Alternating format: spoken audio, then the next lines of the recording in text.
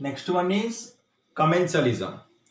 Commensalism is the interaction between two species where one of the species will get the benefit and the other no benefit, no loss. So how we write? One species benefit plus other species no benefit, no loss, so 0. This kind of interaction is called as commensalism. We can give several examples. One is epiphytes. Epiphytes. It's a group of plants you might have seen on big tree, like especially on mango tree. If this is the branch of the mango tree, there a kind of plant grows like this, epiphyte like this, and they have roots. These plants, they grow on that tree just for support. It will not cause any harm to that tree. So they get the benefit. This epiphyte will get the benefit of being there. Whereas for that huge tree, it's not loss. Okay, its weight is negligible for that. So this is one example of commensalism. Here epiphyte is in profit. One more example, barnacles.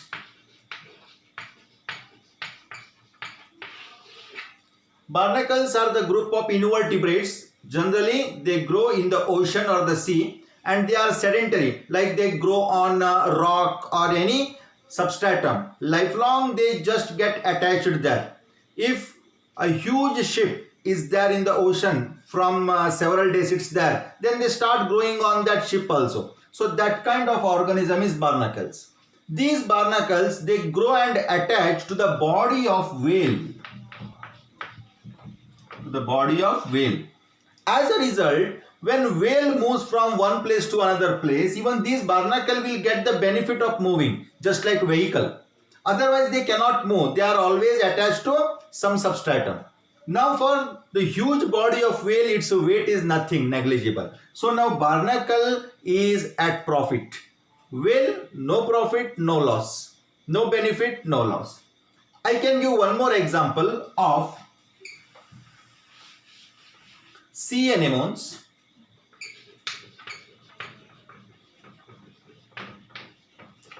And clownfish. Clownfish. Sea anemones, you know, they belong to coelenterate. They grow in ocean, somewhat like this. They have tentacles. Those tentacles, the tentacles contains nidoblast or nematocyst, that is a stinging cell. So they occur in group. They are also sedentary. They cannot move from one place to another place. They occur in group. Now this clownfish, a kind of fish, when it's a predator of clownfish, when they start chasing them, the small clownfish start entering into the colony of this sea anemone. They enter into the colony of sea anemone. When they enter into the colony of sea anemone, they are small fish, they can easily pass in between the sea anemone. But when this large fish, the predator, comes just behind them, when they enter into the colony of the sea anemone starts pricking them. They start stinging them. As a result, the predator fish runs away from them. It run away from that area. Who is that benefit? Clownfish. It gets the benefit. Whereas this sea anemone, they don't have any benefit, any loss. So this is commensalism. One more excellent example I'll give you. It's an example of egrets and cattles. Cattles and egrets. Egrets is a kind of bird, just like cranes, white bird. You might have seen when the cattles, cow and all that, when they start grazing in grassland, when they start grazing, these birds, they start gathering around the legs of these cattles. Why?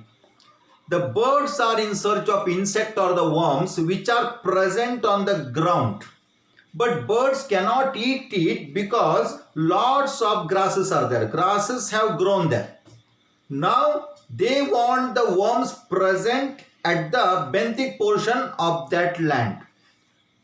Bird of its own cannot make the grass to open up. So when this cattle, while grazing, when it moves here and there, grasses will get opened up here and there. and the worms or the insect present there will get exposed. Now this egret can eat that.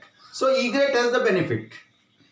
Cattle, no benefit, no loss. So all these are example for commensalism. Once again, commensalism is a population interaction where one of the species gets the benefit, whereas the other species no benefit, no loss. Thank you.